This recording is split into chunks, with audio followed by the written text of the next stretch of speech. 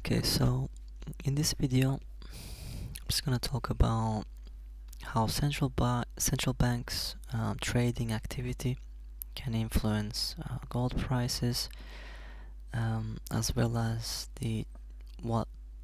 what GLR is. So central banks, they own 35,500 metric tons of gold, which is why they are considered to be the big players in the market. When central banks switch from being net buyers to net sellers, the price of gold falls. And when they switch from being net sellers to net buyers, the price of gold increases. So very simple, very brief. But what is GLR? Well, GLR is Gold Lease Rate, and GLR is a sneaky way to short gold. Essentially, that's what it boils down to. Now, normally, institutions that hold gold and people that hold gold, no, you cannot rent your gold out to somebody. But central banks are able to do this, and when they do lease this gold, on their balance sheets, on their financial statements, it appears as receivables, and sometimes they make it even look like gold has not left their vaults because it does not count as a sale, simply put. So why does this exist? Like, what is the point of this? Well, the point of this is central banks do not like the price of gold increasing because it essentially signals to everybody that the currency that they are printing is actually becoming worthless. There's always an inverse relationship between gold and a nation's currency. So this is the simplest way to explain it. But how does this work? So on this diagram here that I created, I'm sort of going over, I'm trying to explain how this works. So we got the central bank here with the gold in their vaults. Now that is essentially leased out, a portion of that is leased out to a bullion bank. A bullion bank is just a bank which is just like a normal bank, but the only difference is that they too have gold. They too are holding gold as assets. So there's an inflow of gold to them at gold lease rate of 2%, let's say, for the sake of argument. And what they do is they get this gold and they sell it immediately at spot prices. So by doing so, all of the proceeds, the profits that they made from this gold sale are used to buy assets with higher interest rate or higher yield than GLR. So in this example, I'm using a bond. This bond could be a government bond, a corporate bond. We could even be talking about shares, which have a higher dividend yield than the GLR. So I'm just using, for the sake of example, this 4% rate.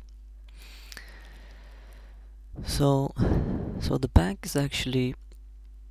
is making compounded profits here because they're making money because of the of the spread, so 4% minus the 2%, so they're making 2% there.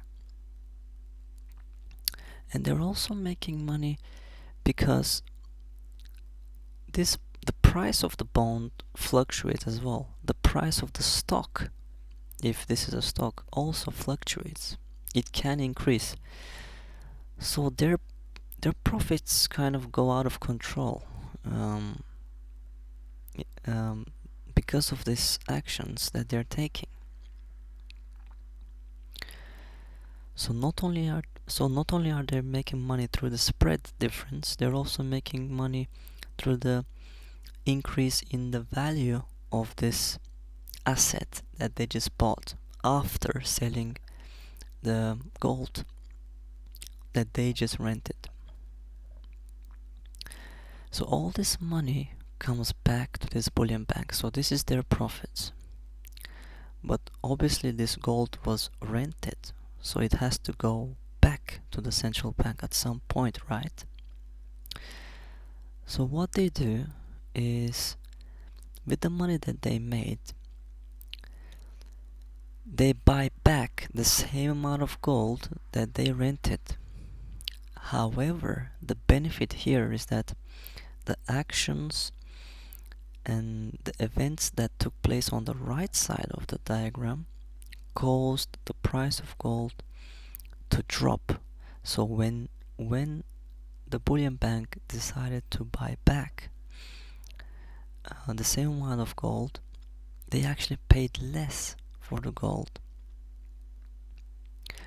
Which, I mean, by buying the gold back, that does take away some of the profits that they made earlier, but it doesn't matter. We are focusing on the effect that this mechanism that we see here is affecting the gold price, and is a negative effect. It's bringing the price down without real direct involvement of the central bank. They're doing it indirectly. So anyway, so at the end they return the gold and they pay the GLR, which do eat up some of their profits, but they still made a really quick and a large buck after this. So this is how it works. So essentially, what does this all boil down to? Essentially, when the gold lease rate increases, less gold is leased, because if the GLR is higher than the bond, then there is no incentive to buy the gold or to rent or to lease the gold. So therefore there is less demand for it, less demand for renting. So if less gold is leased, that means less gold is indirectly shorted, and if less gold is indirectly shorted, that means that the gold price is gonna increase. And oppositely, inversely, when GLR decreases, more gold is leased, because obviously this incentivizes bullion banks to lease more gold, which acts as a sneaky shorting of gold, and that leads to a decrease in the actual gold price in the market. So that's it. That's the conclusion.